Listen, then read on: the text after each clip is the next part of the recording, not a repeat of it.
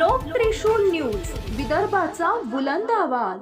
चित्रा वाघ यांची अर्चना रोठे अडसड यांची रुग्णालयात भेट। महाविकास आघाडी व काँग्रेसवर घणाघात। धामणगाव विधानसभेचे उमेदवार प्रताप अडसड यांच्या भगिनी अर्चनाताई रोठे यांच्यावर सातेफळ फाट्यावर काल रात्री चाकू हल्ला करण्यात आला होता। यात अर्चनाताई रोठे गंभीररित्या जखमी झाल्यात। आज त्यांच्या तब्येतीची विचारपूस करण्याकरिता भाजपा महिला मोर्चा महाराष्ट्र प्रदेशाध्यक्ष आमदार चित्राताई वाघ यांनी रुग्णालयाला भेट दिली आहे व तसेच त्यांनी त्यांच्या तब्येतीची विचारपूस केली। यावेळी प्रवीण पोटे, शिवराय कुलकर्णी, सुरेखाताई लुंगारे, गंगाताई खारकर उपस्थित होते। यावेळी चित्रा वाघ यांनी महाविकास आघाडी व काँग्रेस माजी आमदार यांच्यावर घणाघाती टीका केली। लोकत्रिशूल न्यूज अमरावती। महायुतीचे आमचे धामणगाव रेल्वेचे उमेदवार प्रतापदादा अडसड यांच्या बहीण अर्चनाताई रोठे आमच्या अक्का यांच्यावरती काल त्या ठिकाणी हल्ला झाला। त्यांच्या गळ्यावरती वार करायला अज्ञात मारेकरी होते। त्यांनी हातावरती ते सगळे वार झेलले।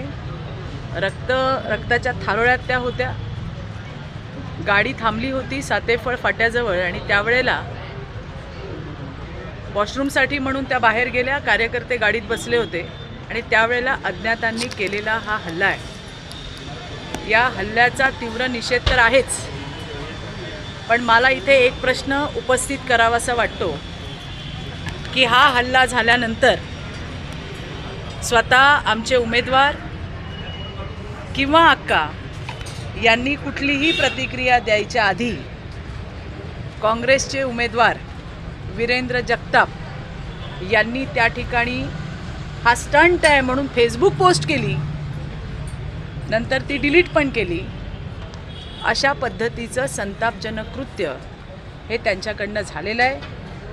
कुणालाही माहिती नसताना, भाजपच्या कार्यकर्त्यांनाही माहिती नाही काय झालंय, मग हे काँग्रेसच्या उमेदवाराला कळलं कसं, हा माझा सवाल त्या ठिकाणी आहे। दुसरी महत्त्वाची गोष्ट म्हणजे अशा पद्धतीचे भ्याड हल्ले कुठल्याही परिस्थितीत खपवून घेतले जाणार नाहीत। महाविकास आघाडी सरकारला स्वतःचा पराभव समोर दिसतोय आणि त्यांनी आता त्या ठिकाणी गुंडगिरी चालू केली आहे।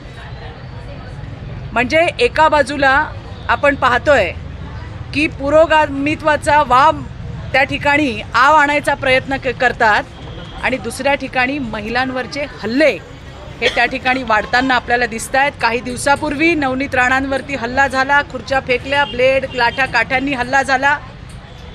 विरोधी पक्षातल्या एखाद्याने तरी त्या ठिकाणी निषेध व्यक्त केलाय का?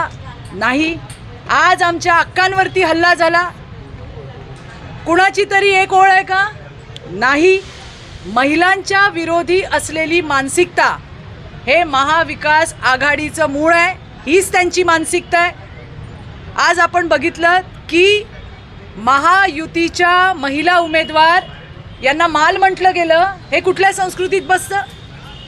एक दुसरी उमेदवार तिला बकरी म्हटलं गेलं, हा तर निष्ठेचा कळस आहे। आणि त्यामुळे यांच्या पायाखालची वाळू आता घसरली आहे, पराभव समोर दिसतोय आणि महिलांवरचे हल्ले वाढताना आपल्याला दिसत आहेत। मान्य आहे, लाडकी बहीण योजना त्याच्यामुळे यांचं मानसिक संतुलन बिघडलंय, त्याच्या विरोधात हे कोर्टात गेले आणि आता महिलांवरती हल्ले करायला सुरुवात केली आहे। याचा तीव्र शब्दात आम्ही निषेध करतो।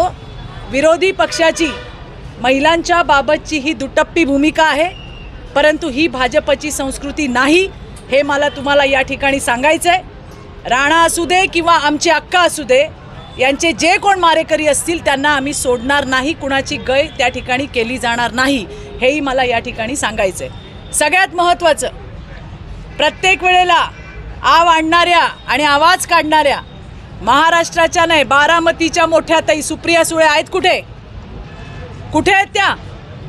आज महाराष्ट्रातील महिलांवरती हल्ले होत असताना सुप्रिया सुळे गप्प बसणार असतील तर महाराष्ट्रातील महिला या शांत बसणार नाहीत।